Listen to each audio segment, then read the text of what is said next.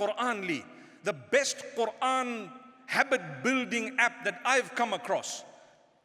And I promise you, when I saw there was a stage when every day 1 million verses are being read across the globe within a certain time.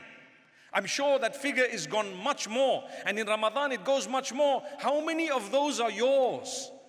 Even if it's not counted on that particular app, but how many were yours? If they were not there, you missed the train. The others are reading Quran. You are the one who's not reading. So you are the one who's lazy. You are the one who's procrastinating. You are the one who has not yet started. Who is to blame? It's you and you alone. The others are all on it. There are people sitting around today. You won't imagine how much of Quran they read, how much of tahajjud they engage in, how much of dua and adhkar they do. But when you look at them, they might appear not so religious. But they are on the train, on the boat, on the plane. And where am I? I'm way